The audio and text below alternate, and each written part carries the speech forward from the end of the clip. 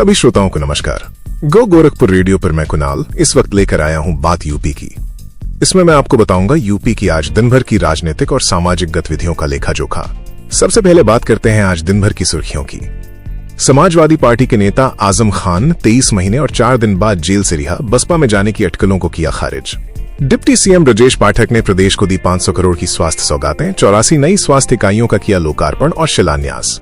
I love Mohammad poster पर प्रदेश के कई शहरों में हंगामा, कानपुर में एफआईआर के बाद लखनऊ और उन्नाव में हुए विरोध प्रदर्शन।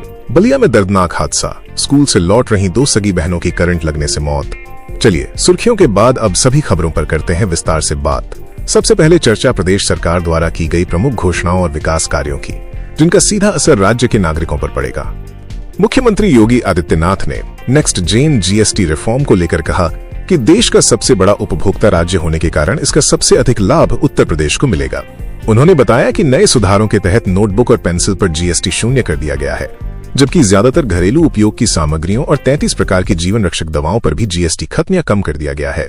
इसके अलावा सीमेंट पर लगने वाला टैक्स भी 31% से घटाकर 18% कर दिया गया है। वहीं उप मुख्यमंत्री ब्रजेश पाठक ने बुधवार को लखनऊ में 500 करोड़ रुपए की लागत वाली 84 नई स्वास्थ्य इकाइयों का शिलान्यास और लोकार्पण किया। ये इकाइयां लखनऊ, गोरखपुर, आगरा, गाजीपुर, अयोध्या और सीतापुर समेत प्रदेश के कई जिलों में स्थापित की जाएंगी।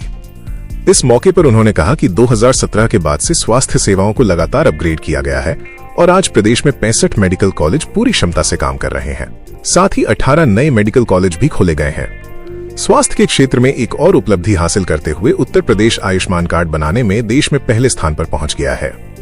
प्रदेश में कुल 9 करोड़ लाभार्थियों में से 5 करोड़ 38 लाख लोगों के आयुष्मान कार्ड बनाए जा चुके हैं।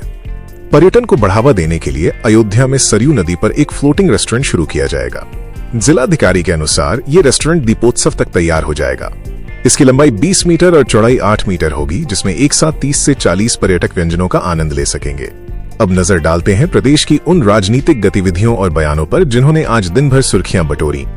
समाजवादी पार्टी के वरिष्ठ नेता आजम खान 23 महीने और 4 दिन बाद सीतापुर जेल से रिहा होकर रामपुर लौट आए हैं। रिहाई के बाद उन्होंने सपा अध्यक्ष अखिलेश यादव का आभार जताते हुए कहा कि अखिलेश ने उनके बारे में बात करके उनका हौसला बढ़ाया। बसपा में शामिल होने की अटकलों को खारिज करते हुए उन्होंने कहा, हम बिकाऊ माल नहीं हैं।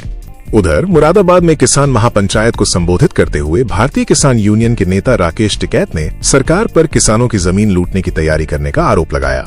उन्होंने कहा कि सरकार गन्ने का उचित दाम और एमएसपी कानून लागू करने में विफल रही है। आजम खान पर टिप्पणी करते हुए उन्होंने कहा कि उनका दिन 2027 के बाद आएगा।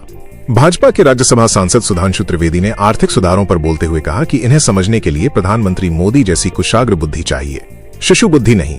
उन्होंने अखिलेश यादव के उस बयान पर भी पलटवार किया जिसमें उन्होंने आजम खान पर लगे मुकदमे वापस लेने की बात कही थी। इस बीच पूर्व सांसद विनय कटियार ने अयोध्या की धन्नीपुर मस्जिद को लेकर एक विवादित बयान दिया है। उन्होंने कहा कि अयोध्या राम की नगरी है और मस्जिद सरयू पार गोंडा या बस्ती में बनवानी चाहिए। राजनीतिक बयानों के बाद अब बात करते हैं प्रदेश की प्रशासनिक और कानूनी कार्रवाइयों की। कानपुर के रावतपुर में आई लव मोहम्मद पोस्टर लगाए जाने के बाद शुरू हुआ विवाद प्रदेश के कई शहरों तक फैल गया है। हिंदू संगठनों के विरोध के बाद पुलिस ने 25 लोगों के खिलाफ एफआईआर दर्ज की थी। इस एफआईआर को वापस लेने की मांग को लेकर लखनऊ में शायर मुनव्वर राणा की बेटी सुमैया राणा के नेतृत्व में महिलाओं ने प्रदर्शन किया।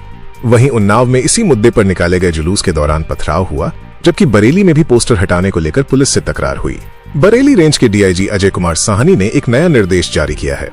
इसके तहत बरेली, बदायूं, शाहजहांपुर और पीलीभीत में वाहनों की नंबर प्लेट पर जाति सूचक शब्द या चिन्ह लिखने वालों के खिलाफ एक विशेष अभियान चलाया जाएगा। ये कार्रवाई हाईकोर्ट के आदेश के बाद की जा रही है। ज्ञानवापी मामले में इलाहाबाद हाईकोर्ट ने वजू खाने के सर्वे की मांग वाली याचिका पर सुनवाई 7 अक्टूबर तक के लिए टाल दी है। अब वक्त हो गया है मौसम की जानकारी का। आइए अब जानते हैं प्रदेश में मौसम का मिजाज कैसा रहेगा। मौसम विभाग के अनुसार मानसून ने बुधवार को पश्चिमी उत्तर प्रदेश से विदाई ले ली है। जल्द ही ये प्रदेश के बाकी हिस्सों से भी विदा हो जाएगा। हालांकि बंगाल की खाड़ी में बन रही हलचल के कारण 25 से 28 सितंबर के बीच दक्षिणी और मध्य उत्तर प्रदेश के कुछ हिस्सों में छिटपुट हल्की बारिश की संभावना है। और अब अंत में प्रदेश के विभिन्न जिलों से कुछ अन्य महत्वपूर्ण खबरें। सीतापुर में बीएसए अखिलेश प्रताप सिंह को उनके ही कार्यालय में बेल्ट से पीटने वाले प्राथमिक विद्यालय नदवा के प्रधानाध्यापक ब्रजेंद्र वर्मा को निलंबित कर हिरासत में ले लिया गया है। इस घटना के बाद स्कूल के बच्चों और अभिभावकों ने प्रदर्शन किया। बलिया में स्कूल से घर लौट रही 2 सगी बहनों की करंट लगने से मौत हो गई। कक्षा 7 की छात्रा अलका यादव और कक्षा 9 की छात्रा आंचल यादव पानी से भरी गली से गुजर रही थीं। तभी बिजली का एक तार टूटकर पानी में गिर गया, जिसकी चपेट में आने से दोनों की जान चली गई। लखनऊ के केजीएमयू में नर्सिंग अधिकारी से मारपीट के आरोप में 4 रेजिडेंट डॉक्टरों के निलंबन और 9 के खिलाफ एफआईआर के विरोध में रेजिडेंट डॉक्टरों ने ओपीडी पंजीकरण काउंटर बंद करा दिया, जिससे दूर दराज से आए मरीजों को भारी परेशानी का सामना करना पड़ा। और इसी के साथ बात यूपी की का ये अंक यहीं समाप्त होता है। मैं कुणाल अब आपसे विदा लेता हूँ। सुनते रहिए गो गोरखपुर रेडियो। नमस्कार।